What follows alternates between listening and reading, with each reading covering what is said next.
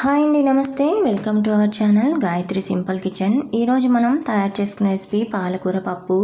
ఈ పాలకూర పప్పు చాలా టేస్టీగా, ఈజీగా, సింపుల్గా అయిపోతుందండి. ముందుగా ఒక కప్పు తీసుకొని అందులోకి ఒక నిమ్మ సైజ్ అంతా చింతపండుని యాడ్ చేసుకొని కొద్దిగా వాటర్ యాడ్ చేసుకొని నానబెట్టుకొని పక్కన పెట్టుకోండి. ఇప్పుడు ఒక కుక్కర్ తీసుకొని ఒక కప్పు దాకా కందిపప్పుని యాడ్ చేసుకోండి. ఇక్కడ నేను ఒక 200 గ్రాములన్నీ కందిపప్పుని తీసుకున్నాను. ఈ కందిపప్పుని బాగా 2-3 సార్లు వాష్ చేసుకొని శుభ్రంగా ఈ నీళ్ళన్నీ వంపేసుకొని పెట్టుకోండి. ఇప్పుడు ఏ కప్పుతో అయితే మనం కందిపప్పు తీసుకున్నామో అదే కప్పుతో 2.5 కప్పుల దాకా వాటర్ని యాడ్ చేసుకోండి.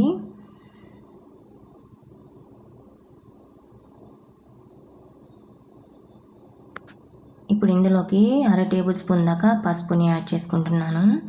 అలాగే 1 టేబుల్ స్పూన్ దాకా ఆయిల్ని యాడ్ చేసుకోండి. ఈ ఆయిల్ వేసుకోవడం వల్ల ఈ పప్పు అనేది మనకి బయటికి పొంగకుండా వస్తుంది, ఉడికిపోతుంది. అలాగే మీడియం సైజ్ ఉల్లిపాయలని కట్ చేసుకొని యాడ్ చేసుకోండి. ఇక్కడ ఒక 10-12 పచ్చిమిర్చిని యాడ్ చేసుకోండి. రుచికి సరిపడా ఉప్పుని యాడ్ చేసుకోండి. ఇక్కడ నేను 2 మీడియం సైజ్ పాలకూరని తీసుకున్నాను. ఈ పాలకూర కట్టల్ని బాగా కడిగి శుభ్రం చేసుకొని సన్నగా కట్ చేసుకొని ఇందులోకి యాడ్ చేసుకుంటున్నాను. అంతేనండి. కుక్కర్ మూత పెట్టుకొని ఇప్పుడు స్టవ్ ఆన్ చేసుకొని కుక్కర్ పెట్టుకొని ఒక 4 విజిల్ వచ్చేదాకా ఈ పప్పుని ఉడికించుకోవాలి. 4 విజిల్ వస్తే సరిపోతుందండి, పప్పు బాగా ఉడికిపోతుంది. ఇప్పుడు స్టవ్ ఆఫ్ చేసుకొని కొద్దిసేపు చల్లారబెట్టుకుందామండి. ఇప్పుడు చల్లారిపోయింది. ఇప్పుడు మూత తీసి కొద్దిగా వాటర్ ఉంటే వంపేసుకోండి, లేదంటే ఇలా డైరెక్ట్గా పప్పుని వెనుక్కోండి. ఈ పాలకూర పప్పు అనేది బాగా మెత్తగా ఉడికిపోయిందండి.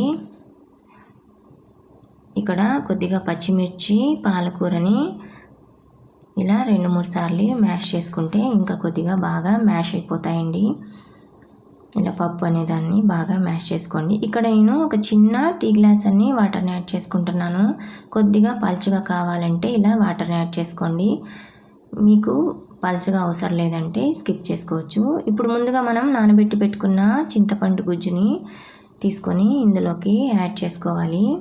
ఇప్పుడు స్టవ్ ఆన్ చేసుకొని కుక్కర్ పెట్టుకొని ఈ చింతపండు ఉడికేదాకా 1 or 2 minutes దాకా కొద్దిసేపు ఈ పప్పుని ఇలా ఉడకపెట్టుకోండి. ఒక 2 minutes తర్వాత ఇలా ఈ పప్పు అనేది మనకి ఉడికిపోయిందండి. ఇప్పుడు స్టవ్ ఆఫ్ చేసుకొని పక్కన పెట్టుకుందాం. ఈ పప్పుకి ఇప్పుడు తాలింపుని వేసుకుందామండి.